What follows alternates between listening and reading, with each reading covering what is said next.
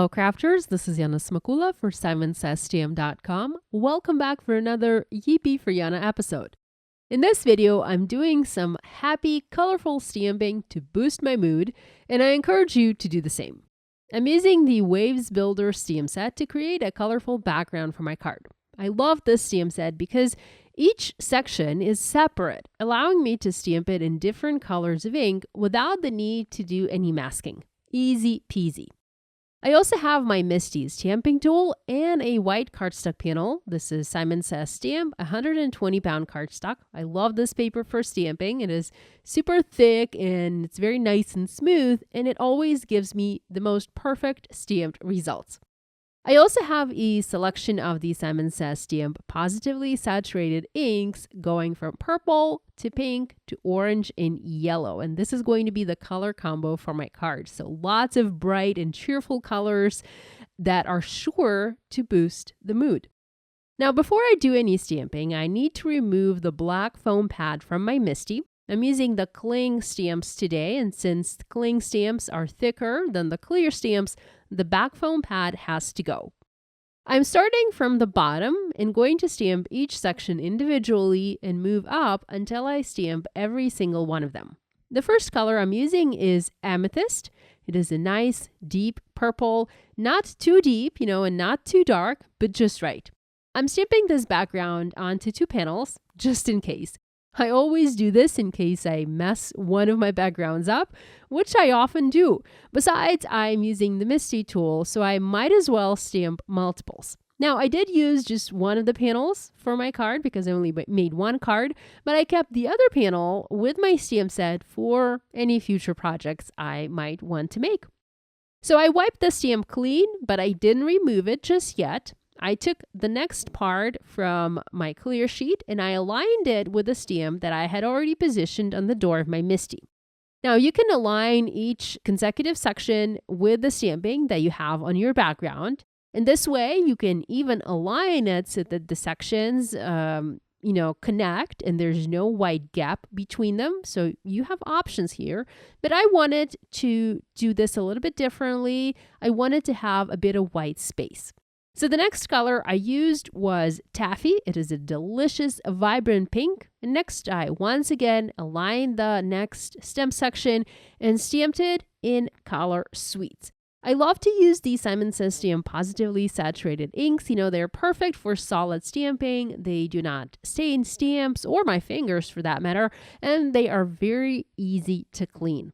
I did manage to leave an inky fingerprint on one of the panels. I'm not sure how well you can see that on camera, but it was pretty obvious to me.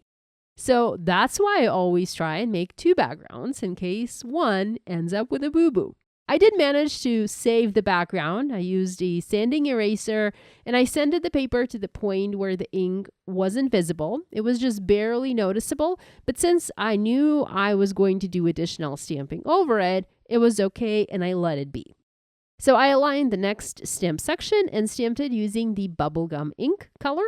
Now this particular ink, not this particular color, but this type of ink, this formula, does look a bit uneven at first, sometimes splotchy, but you have to give it time to dry. Once it dries, it starts to look so much better and a lot more even, and the colors lighten too. And you just have to remember, give it at least 5 minutes to dry and the colors will look different and the stamping will look different as well.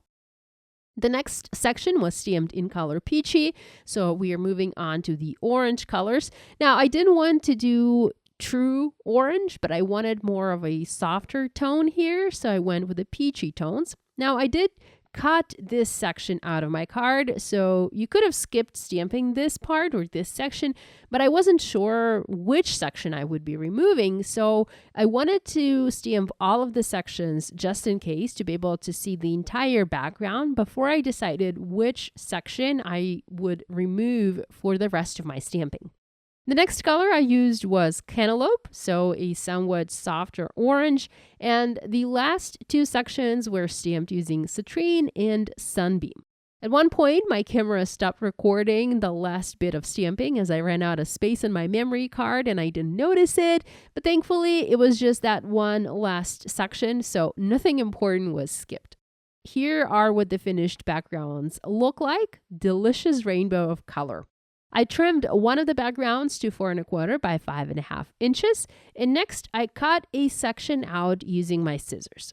Cutting a stem section out gave me a blank space to do my further stamping. Although, like I said, I could have skipped stamping that colorful section to begin with, but I did want to see the full background first before deciding which section to remove. Next, I pulled images from the On the Horizon stamp set from Simon Says Stamp. I have a lovely cluster of palm trees and I'm stamping them directly onto the card base. I have the bottom background section placed over the card base for alignment and placement purposes.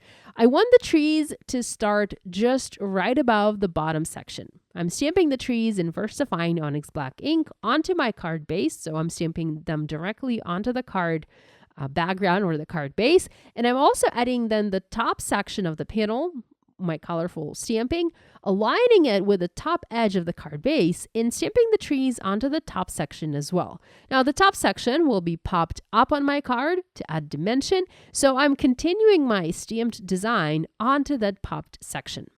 I'm also adding a sentiment, Missing You, and stamping it in the same black ink in between the two color sections. This stamp set also has some images of the birds up in the sky, and I love to use those to add movement to my projects. I'm stamping them in a cluster around the palm trees and around the sentiment. With the stamping done, all that's left to do now is to adhere everything. I've added foam adhesive squares to the back of my colorful panels, and I'm adhering those to the card base, aligning with the bottom and the top edge of the card. One final touch is to add a couple of sequins. I opted to go with white sequins here as I already have quite a lot of color on my card. So here's a look at the finished project. I hope you like it. If you make a card inspired by this video, we'd love it if you shared your project online and tagged us on social media. We always enjoy seeing what you make. Thanks so much for joining me today. Love you guys, and I'll see you next time.